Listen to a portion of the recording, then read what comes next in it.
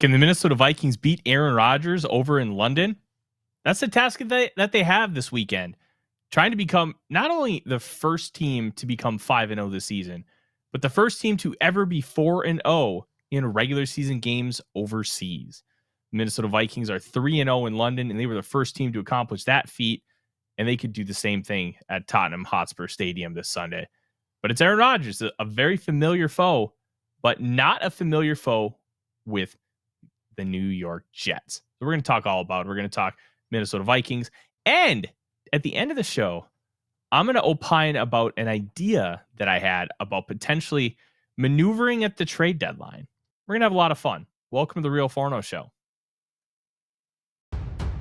Ladies and gentlemen, welcome to the Real Forno Show, hosted by the one and only Tyler Forness.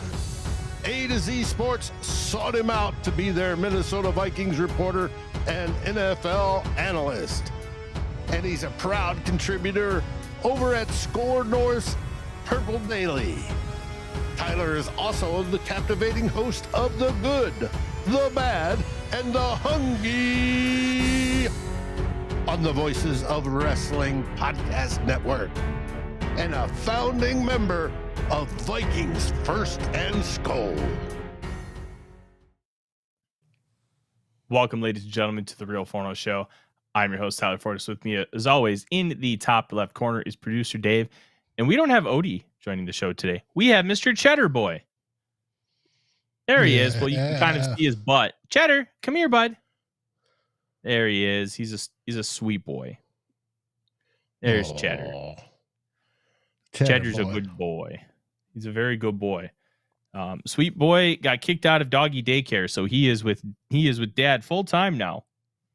And it's been a little bit of a struggle, but he's getting comfortable. Aren't you, sweet boy? Yeah. He's a good boy. And he is a lifelong Vikings fan since we got him March 8th of 2024. Adopt rescue dogs. They're the best. Anyways, welcome to the Real Forno Show. Oh, Dave, speaking of rescue dogs, they have a Underdog Rescue, our friends. They have a Great Dane right now. Really? And he's like 8 or 9 years old, and he's just the sweetest boy. Eclair's former foster has him, and she's been telling me all about him. And I'm like, oh, if Dave were here, he would love that. I don't know if you could handle 2 Great Danes in your apartment, but let me tell you, that'd be no problem. Oh yeah, right, Cheddar? Yeah. Well, we're gonna get a lot of Cheddar here today. He's a good boy, but we're also gonna get a lot of the New York Jets. Why the New York Jets? Well, the Vikings play them on Sunday in London. Honestly, Dave, a little bit disappointing that we're not seeing them at US Bank Stadium. Let's just, call it like it is. It would be great if we were seeing them at US Bank, but it's the London game. Because why would we want to see them at US Bank? Well, it's pretty simple. Aaron Rodgers kind of stinks at US Bank Stadium. I come to think of it, I think he only has like 1 win at US Bank Stadium, maybe 2.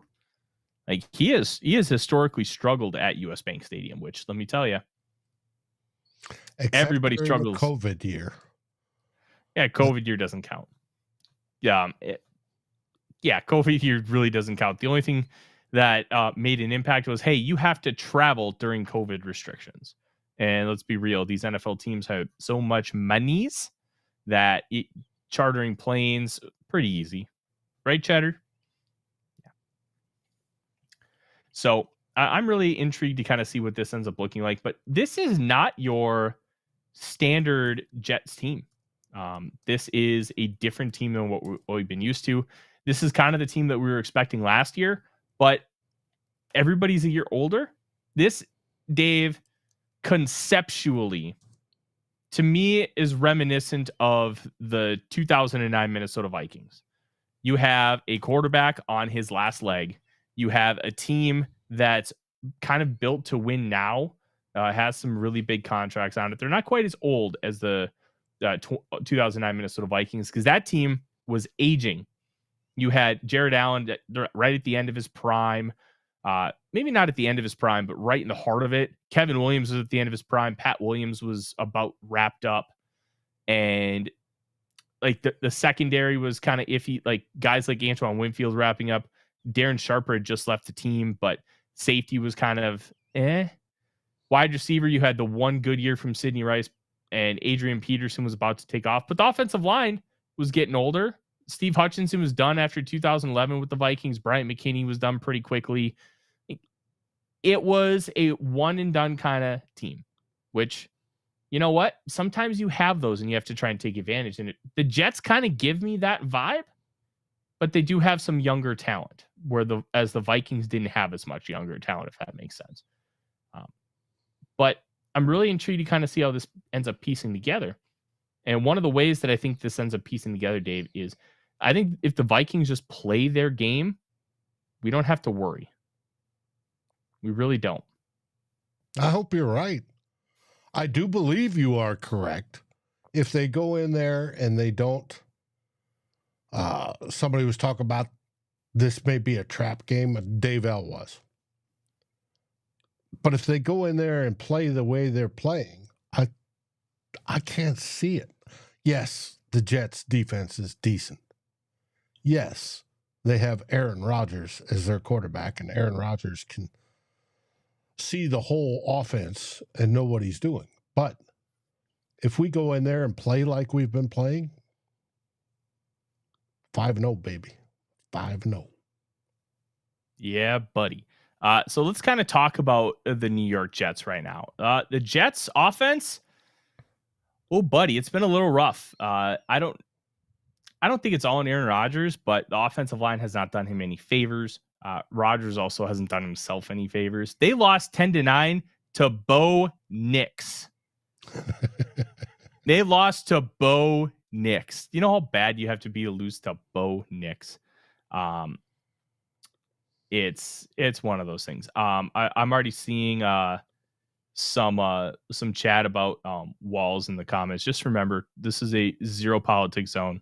I don't care what side you're on or if you're smack dab in the middle. No politics here. So just remember that, chat. Jets, 15th in EPA per play at 0.01. 0.01 EPA per play. Success rate, they are 16th. So this is pretty much a bang average offense when you take a look at the underlying metrics. For comparison, the Vikings are 5th in success rate and 8th in EPA per play. So the Vikings have a top 10 offense based on kind of some of those underlying metrics. Defensively, the Vikings are number 1 in EPA per play when you don't have those guardrails of like garbage time. The Seahawks were number 1 going into last week, but then the Detroit Lions went, they went kerplunko on that. The Jets have the 8th best EPA per play allowed, and success rate is also 8th. The Vikings are 1st and 5th, respectively. So you're looking at a better defense than an offense. Some of that I think you could say is, hey, it's a little inflated because you were playing Bo Nix and the Denver Broncos, who are very, very bad, especially offensively. But I think the Jets are a pretty solid team. They have some good weapons. Aaron Rodgers finding the likes of Breece Hall out of the backfield.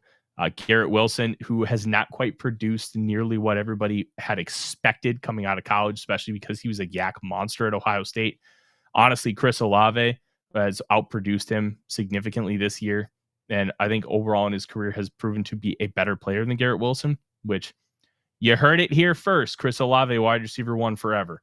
But then you have Alan Lazard, who I think is one of those people, Dave, who's always going to have a job as long as Aaron Rodgers is employed. I think Alan Lazard is fine. He's a good receiver, but I think he's like a 3 or a 4. And with the... Isn't he about 80 years old by now? Alan Lazard, I don't even think is 30. It feels like he's been around that long, right? It does. Yeah. He came in the league in 2018. He is 28 years old. He turns 29 on December 11th. So you're not exactly talking a player who's been around the block forever and ever. You're talking about a guy who, like he has been. I know it does seem like he has been, but he hasn't. Honestly, he was an undrafted free agent. Packers signed him. And he's kind of just stuck around, developed a rapport quickly with Aaron Rodgers. But his best season, 2015, 60 catches, 788 yards, and 6 touchdowns. We're not talking about a guy who's going to light the world on fire. Mike Williams is good for like 1 or 2 plays a game at this point because it always seems like he gets hurt. Had a torn ACL and the back injury as well earlier in his career. Just an unfortunate set of circumstances for him. But I want to focus on the offensive line, Dave, because the offensive line is kind of brutal. It's theoretically, it's fine. But how they're playing, they are not playing very well right now. And some of that is due to injuries. Morgan Moses, the right tackle, is a solid player, but he is on he's on the injury report. Who knows if he's going to play. Elijah Vera Tucker, who the Jets traded up to go get when they could have just stayed put and got Christian Darrisaw. And Darrisaw is a better player than Elijah Vera Tucker. I don't want to hear anything about it. But Vera Tucker's been good at guard. Joe Tippmann, their center, 2nd-round pick last year, been fine. John Simpson, who they signed from Baltimore, fine. Tyron Smith is one hangnail away from being injured, which Tyron Smith is one of the best tackles of our generation, cannot stay healthy.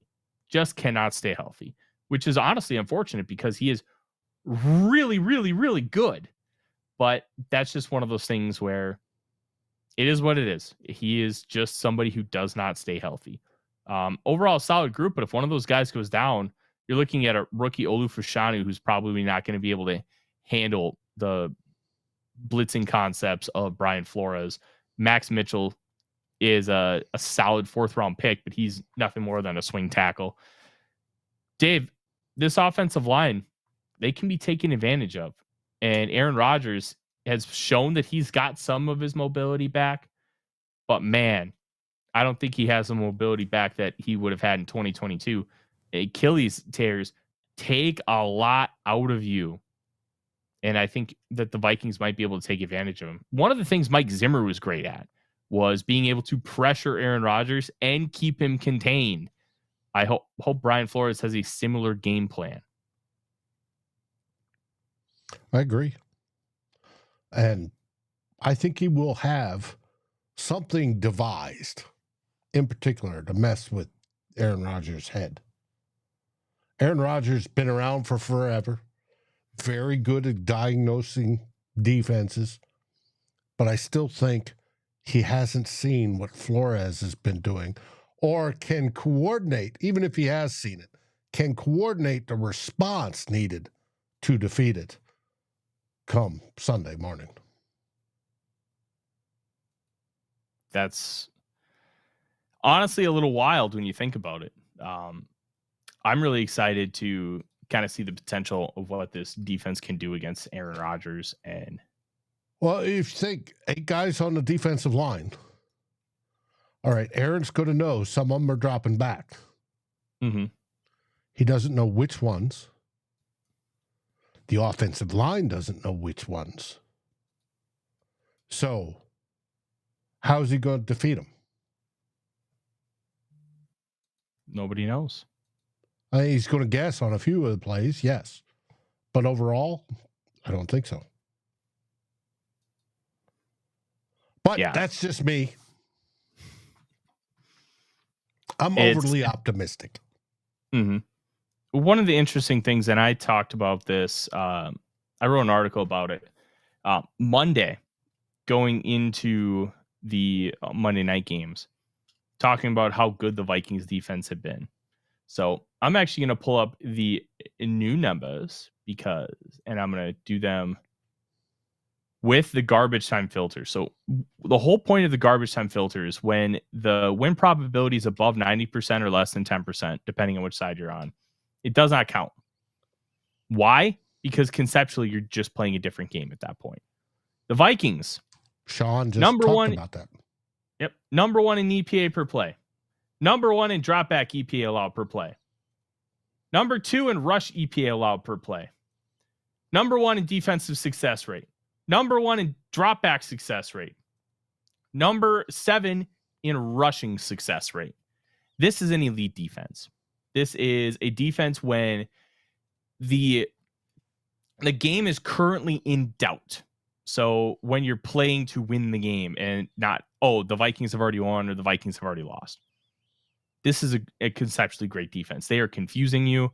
They are making you think. They are throwing things at you that you may not have seen. And they're throwing things at you that are like, what are you doing?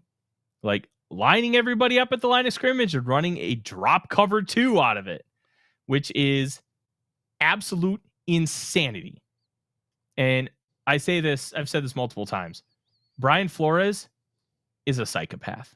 And I mean that in the most complimentary way you can possibly think of. Why? The things he's doing are just bonkers. You have to have incredibly smart players to be able to pull this off. You have to be able to have cohesiveness and chemistry, communication in order to run this kind of defense. And they have it. They did it against the Green Bay Packers. And honestly, they were dominant against Jordan Love. Jordan Love had an EPA per play of negative 0.02. They were crushing him. And yeah, Jordan Love got some yards and scores at the end of the game. They allowed 7 points, and that's in the first 3 quarters. And that 7 points is basically a gift because Brandon Powell got hurt. Jalen Naylor had to go return the punt, and he lost the ball and then tried to just make a play instead of bailing on it when he realized, hey, I lost it. Something that young players will sometimes do, try to, oh, crap. But that is what it is. And then at that point, Matt LaFleur tried to say, hey, I'm going to try and screw my team out of points. Well, the next play, they threw it to Jaden Reed on a really, really nicely designed play call, which, Dave, I hope the Vikings have something like that in their playbook for Jefferson or Addison, because that was really, really well done. Trips to one side, 2 clear outs, and then like an out and up kind of wheel route, 1-on-1. Just great stuff. Absolutely great stuff. So this Vikings defense has been dominant. I don't see an outcome where the Vikings aren't going to be dominant against this New York Jets team. This Jets team, they're so uncreative offensively. And this is something. Okay, look, Aaron, before we get into that, let's talk about what Big Raylan Dad has to say. Tyler, you must have been watching a different game. Flores' defense almost gave that game away. I disagree that they almost gave that game away. They made Love earn everything. They made his life hell. That last drive, you could say, okay, they played a little bit more conservative coverage. And I would agree with you. But, kind of after watching the tape, I think Flores was maybe holding a couple of tricks back, but it was less than I initially said on the Monday show. He was attacking. He was making things difficult. Now, one of the touchdowns that they scored was because that they got the ball at the 3-yard line due to that muffed punt. Another one of their touchdowns was a gift from God at like the 25-yard line when they strip sacked Sam Darnold when he didn't realize that he was getting a corner blitz on the backside. Another one of those touchdowns was a 96-yard drive with 2 minutes left in desperation mode. One of those touchdowns was a legit long drive. Just one. I don't think that the Vikings defense gave it away. I think that there were a multitude of reasons why the Packers were able to get into the game. It was mistakes here, mistakes there. But I think classifying it as the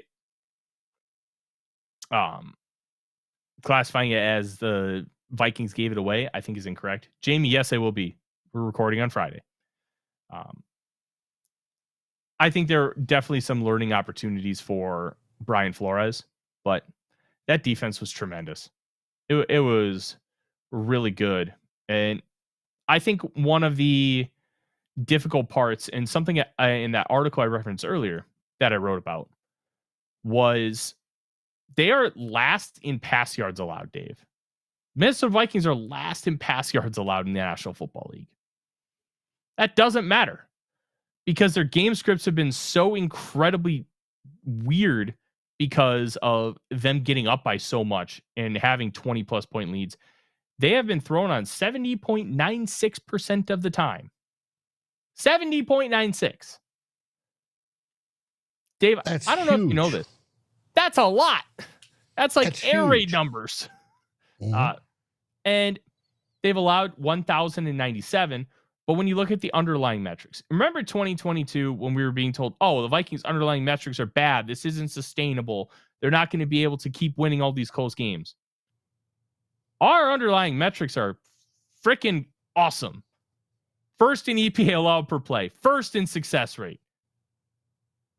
Who in the world is going to be able to take us out? Like, those are excellent numbers.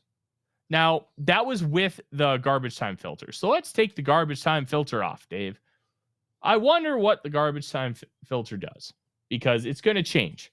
Oh, Vikings are first in EPA per play allowed still, but it drops a full point. They drop to 5th in success rate. They're still first in dropback EPA per play. They're 6th in dropback success rate. Rush EPA, they're 5th. Rush success rate, they're 7th. That is still a top 7 defense across every single one of those underlying metrics. This defense is really, really good.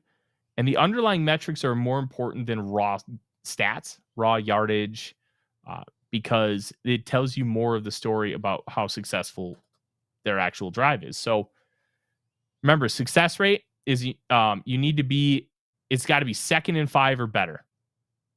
It's got to be 3rd and 3 or better if for a 2nd down successful play. 3rd and 4th down, you either need a 1st down or a touchdown.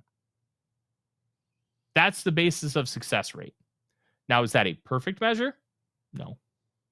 But it gives you a really good scope of how successful an offense is on a play-by-play basis. So if I tell you, hey, you have a 50% success rate, bravo, good for you. That's a top 5, top 10 offense right there.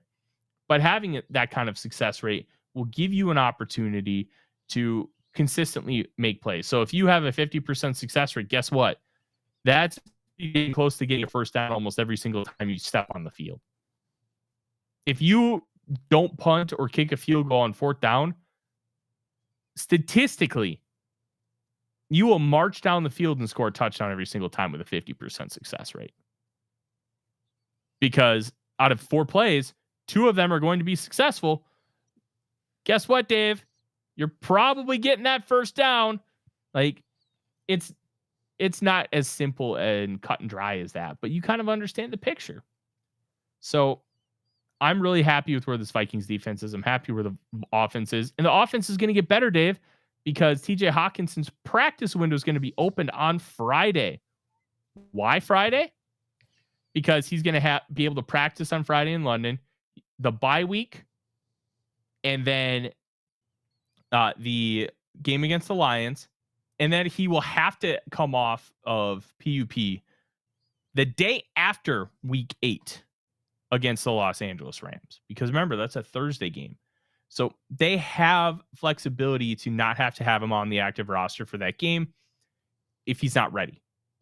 So they want to get him on the practice field. They want to do it really bad. And this is a way that they're going to be able to do it. It's pretty much a guarantee he's not going to play against the New York Jets. But having him available is a good thing. I'm very happy about that. You guys should be too.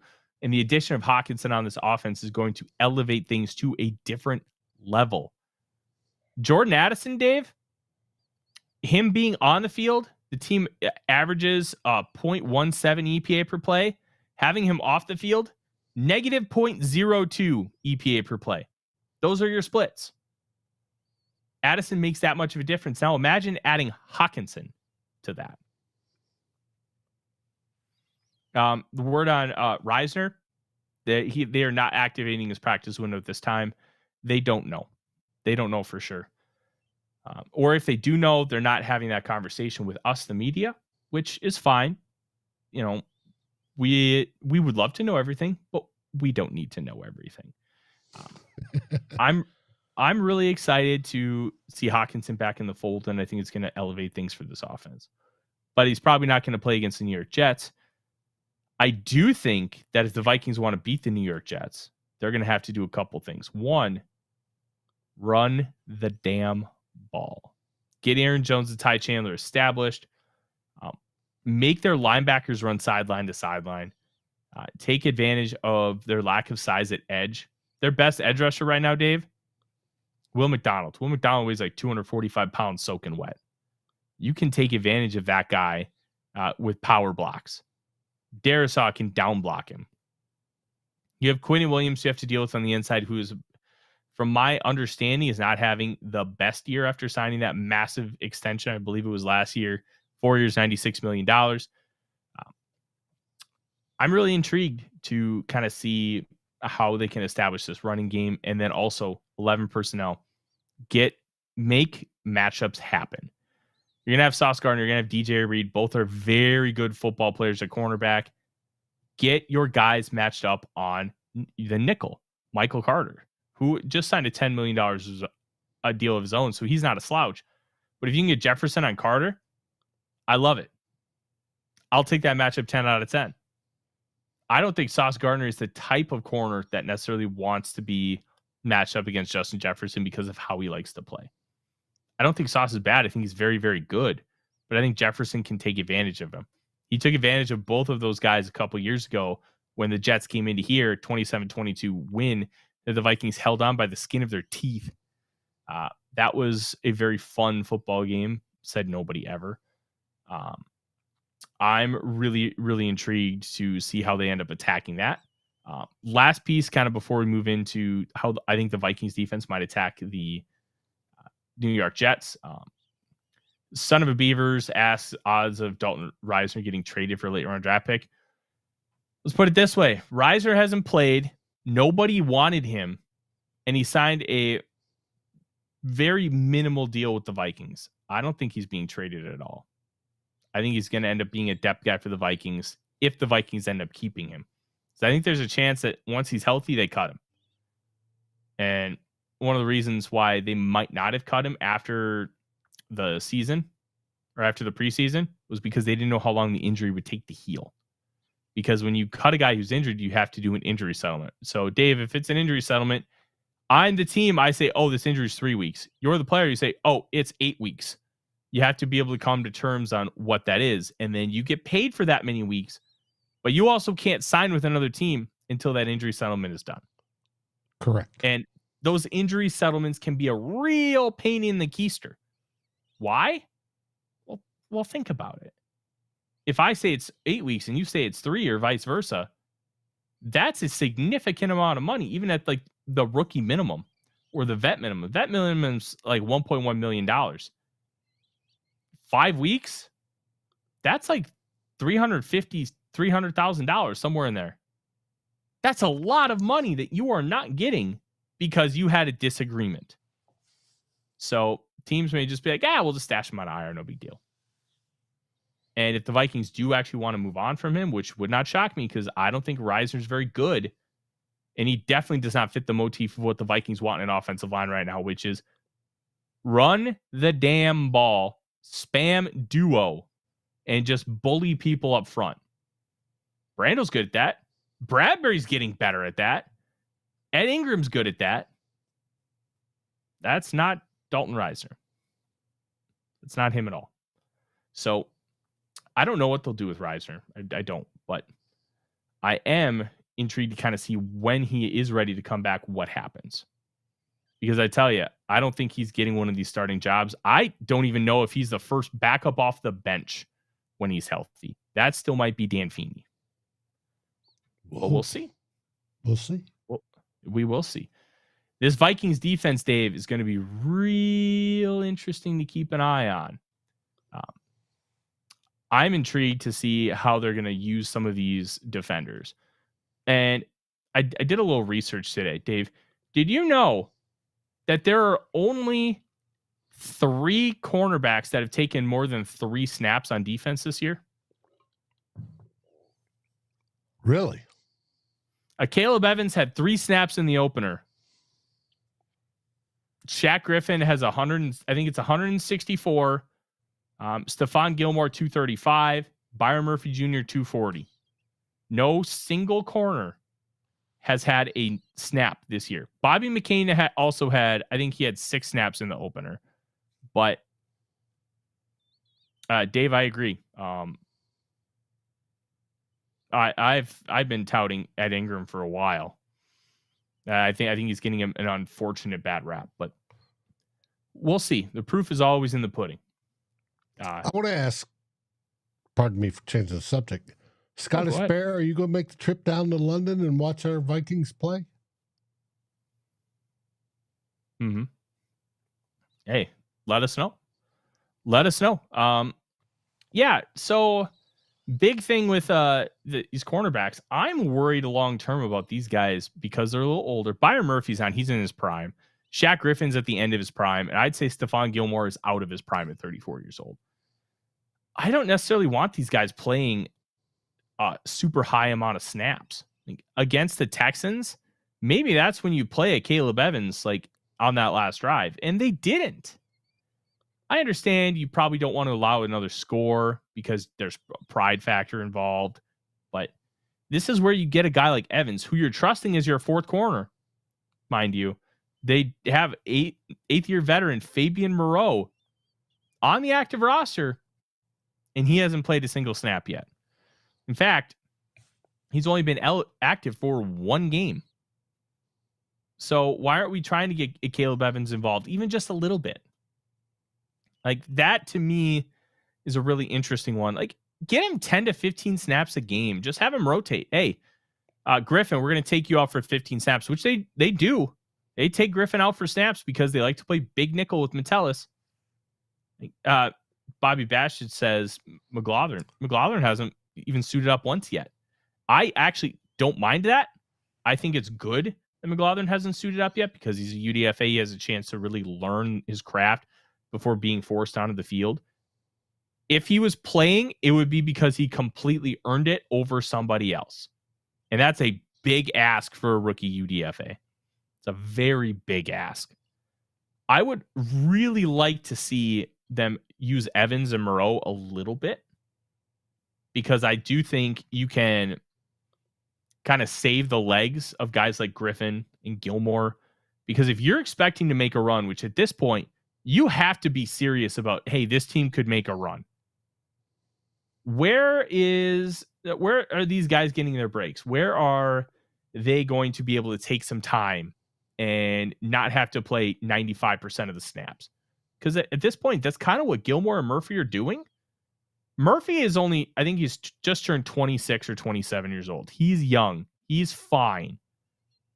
Gilmore's 34. He's playing like the same amount of snaps. I don't like that, Dave. Well, I don't like that at all. After this week, we have the bye. Yeah. And then we have the Lions game. Mm-hmm. And then 4 days after that, we have the Rams. That may be where you start to take a break. I just think that with the Giants game, the Texans game, and even maybe like early third quarter in the Packers game. Oh, it's 28-7. It's a 21-point lead.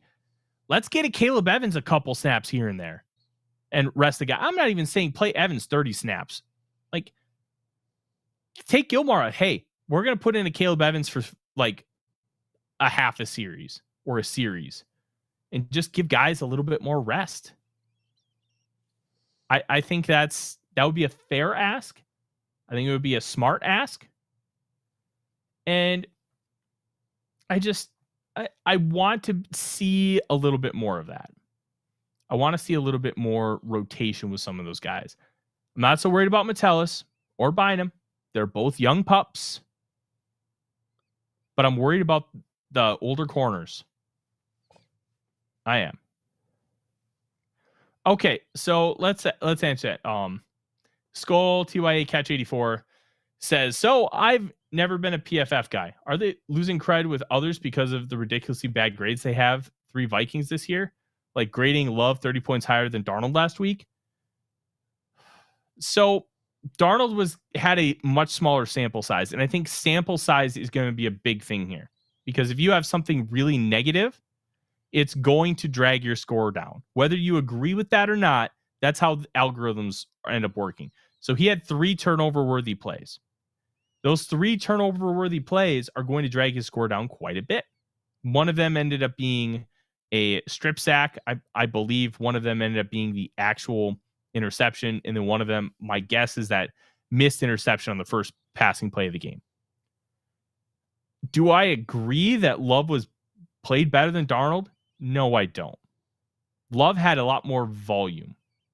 Love also didn't have, I believe he only had 1 or 2 turnover-worthy plays. I don't think Love played nearly as well as Darnold, but when you have a larger sample size, the negatives aren't going to draw down as hard because you have more plays to choose from. So I guess my overarching point is, with how they work their algorithms, I can understand why Love was graded that much more than Darnold. And we've had this conversation with Ed Ingram, where he's had 3 pressures allowed in 20, 25 pass blocking snaps. That is a significant amount for that small of a sample size. It's going to be dragged down more harshly than a bigger one. That's why over the season, it kind of balances out versus a 1-week sample. I don't think Jordan Love was better than Sam Darnold on Sunday. I think you could classify their performances somewhat similarly based on the overall performance, because we got to remember, Love kind of sucked in the first half. Sam Darnold had a couple moments, but when he needed to make a big play at the end, when the Vikings had allowed them to get back within 6, he made multiple. So I don't agree with that kind of disparity, but I do think that context of understanding how those algorithms end up working is important to realize, okay, this is why this guy was graded lower, because these 3 plays out of his, I think, 31 dropbacks dragged it down a lot. Because remember, with PFF, 60 is considered average. Not 50, 60. So I really didn't agree with that Darnold 45.5 grade, but you talk about algorithm, and yes, they use algorithms in their computations, but there's still eyeballs. There's supposed to be 5 sets of eyeballs that watch every game. Mm-hmm. I don't think they have that anymore.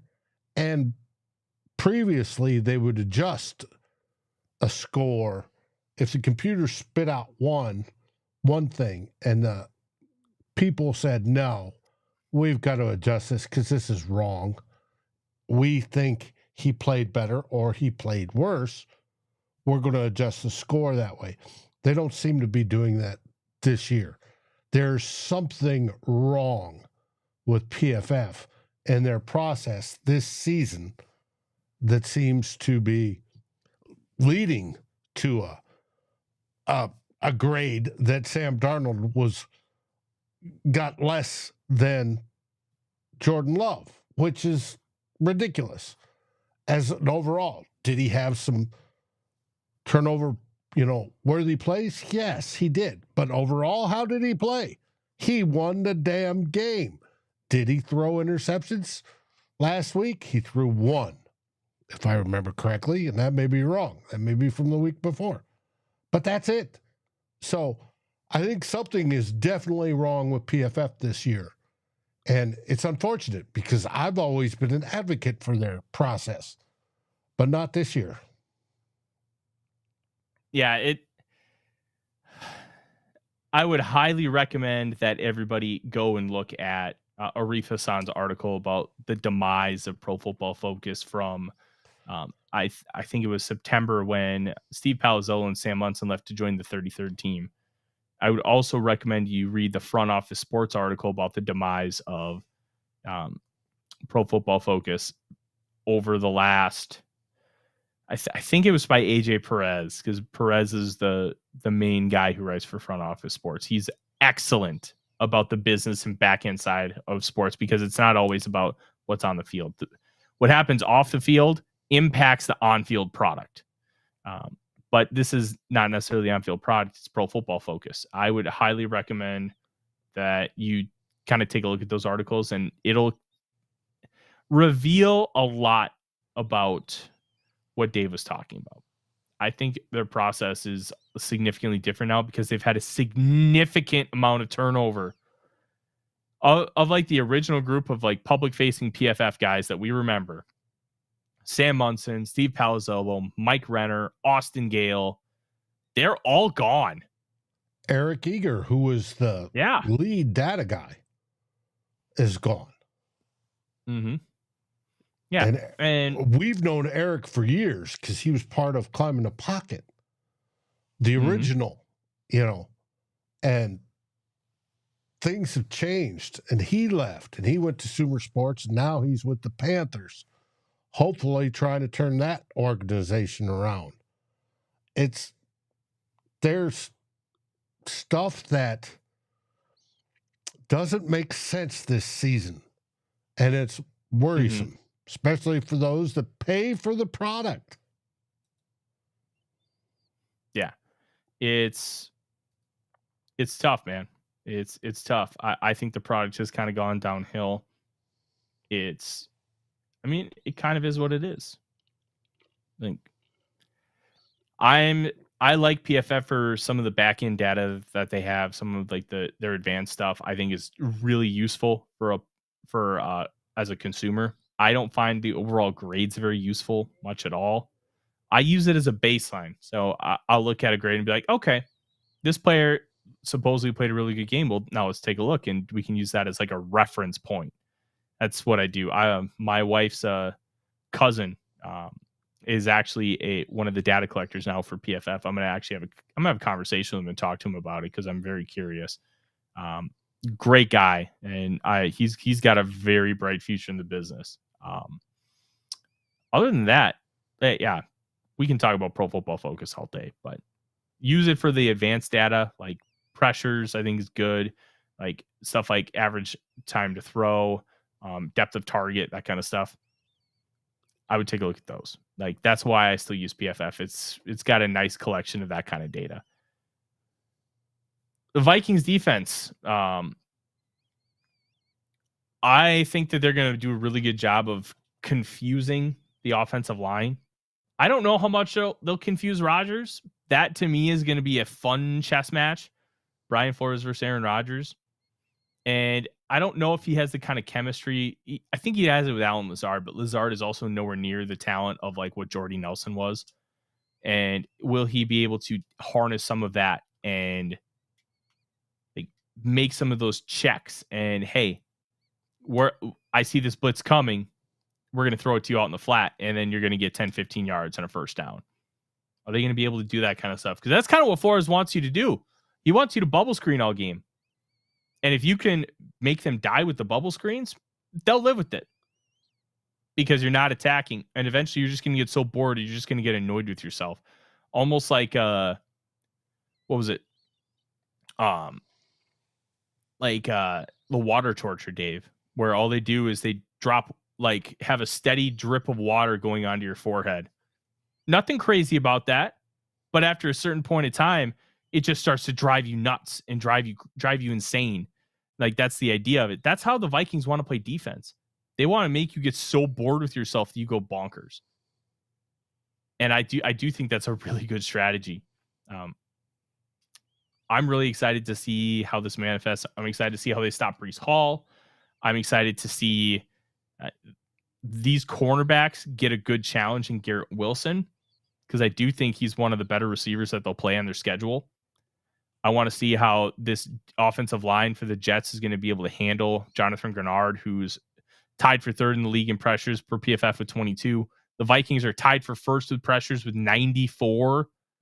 Like, this is a really good pass rushing group. It's a really good defense. And I think that this Jets team is going to provide somewhat of a challenge, but I also don't think it's going to be. Hold on. Yeah. Did you say we're tied for first in pass rushing pressures? Yeah. No, that can't be the case. It's the case. Really? Yeah. Wow. That's cool. That's pretty sweet, right? Yeah. You never expect that with, Harrison Phillips and Bullard and all the rest. They're tied for first. Mm-hmm. Wow. It's Grenard. So there are only 4 guys with double digits. Grenard is 22.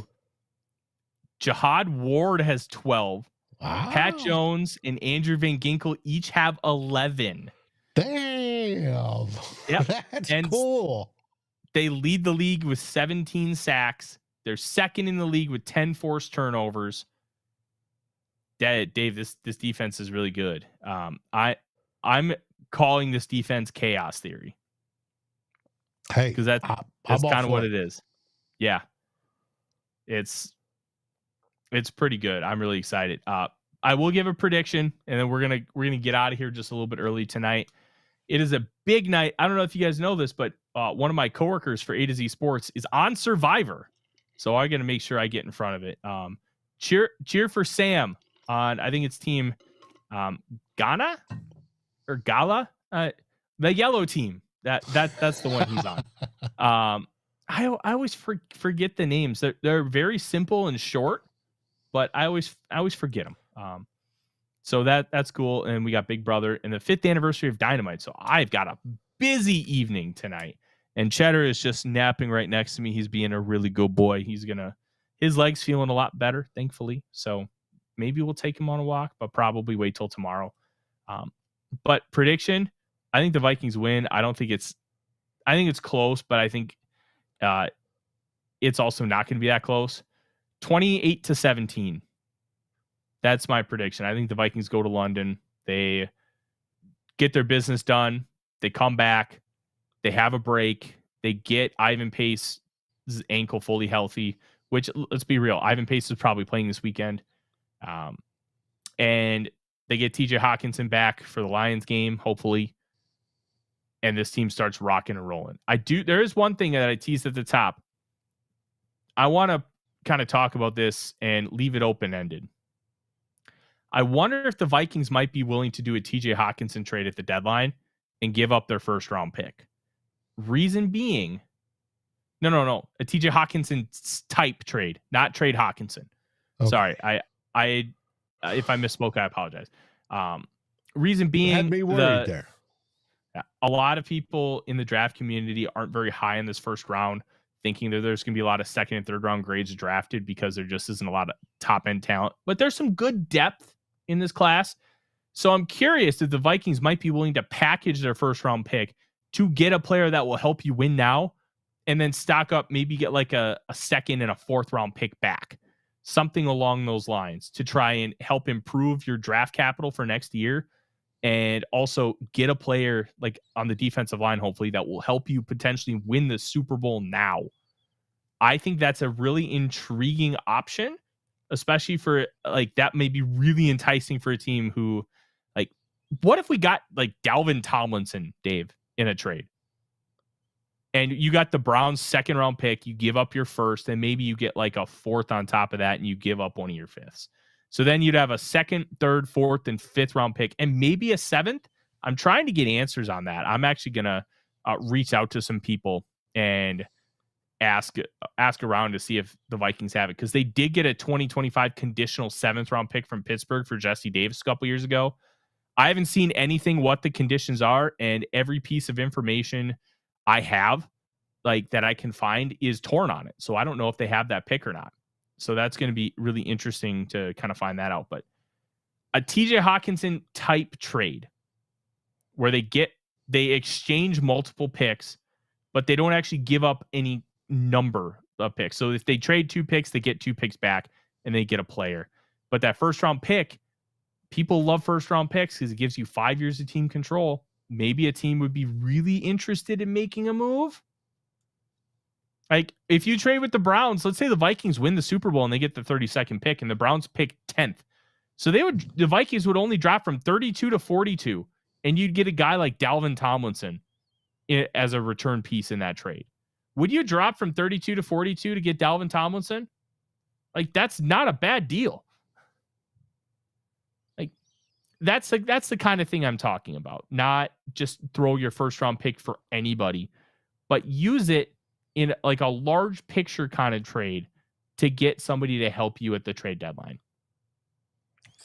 Definitely interesting. And we know Kwesi has been doing well, especially in the free agent market. And that would sort of fall into that category versus draft. So Interesting. Mm-hmm. I'm going to be very intrigued because let's be real. We didn't think this would be the year to make a Super Bowl run. It's very possible that this could be a Super Bowl run kind of team. It's got those vibes. It's got players playing incredibly well. If you find somebody on it at the trade deadline that you really like that could make an impact, defensive line is one of the easiest places to make an impact because it's a lot less schematic stuff and more go work, go beat somebody up.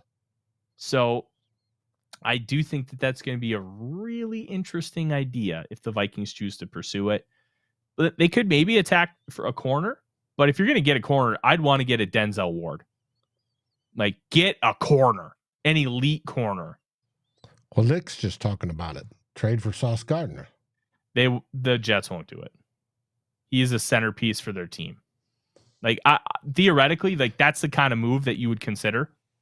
Get a big name, but Sauce Gardner is going to get like a $25 million deal next year. Like, and the Jets are going to pay him.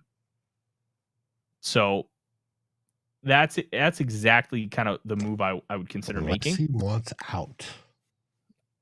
I don't see that, but it's also not impossible. We've seen players who were incredibly happy want out. Nobody thought Matt Stafford would want out of Detroit. Well, he did. And then he won a Super Bowl. But things to consider, things to think about. I don't know who might be available at the deadline because deadline's in it's like November 8th or 10th or something like that. Like that's the kind of move. Freddie asked, and we'll end on this. How realistic is Devontae Adams to the Vikings? It's not. But when it comes to the trade deadline, I'll say this. No trade is stupid or a bad idea if it helps you win the Super Bowl. Just remember that. If you win a Super Bowl, there is no trade that is a bad idea. I think most people here would trade J.J. McCarthy and let Sam Darnold walk and then have a mystery at quarterback if it means one Lombardi trophy this year. There is no bad move if you win the Super Bowl. Now, it may hinder you for years to come, but you got the Super Bowl. That's what the Rams are dealing with right now. They've had a weird stretch over the last couple of years, but they got the Super Bowl in 2021. So none of that matters. You got the title. So just remember that. If you get the Super Bowl, it works. Thank you guys so much for joining us. We're going to have, I think, later tonight, Dave? A show with Sal? Here at 7:35, here in 30 minutes. We're going live. Sal, we were supposed to go live last night, but it didn't work out. We had some technical difficulties we had to work through. They've been worked through. So we're going live tonight at 7:35. And Sal's got a friend who was at the Packers game. It's going to be talking about Packers, and they're going to be looking ahead at the Jets game as well. Yep. And then we'll have some more stuff on the podcast side. 2 old bloggers this weekend. I hear Darren is showing up. I'm really excited for that. Darren will be there Saturday. Hey, this is why we tell you to ring the bell. You never know what time Saturday it's going to happen. Usually between 1 and 5 Central Time is the start. 4. But you want to ring the bell. And he promises to be there the rest of the season. There's no conflicts. We'll see. I will believe it when I see it, Darren. I love Darren. I just like giving him grief. And we will be back. We will be your pregame and postgame show. Right at the 2-minute warning, we will help lead you into those noon games, and we will recap the Minnesota Vikings' hopeful win over the New York Jets in London, England. Thank you guys so much for listening and watching. I'm Tyler. He's Dave. SKOL Vikings, everybody. SKOL Vikings.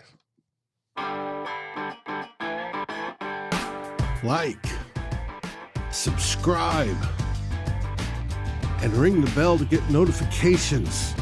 It helps us grow this community that we all love, our Minnesota Vikings. And on behalf of Tyler Forness and myself, Dave Stefano, thank you so dearly for watching The Real Forno Show. SKOL, everyone.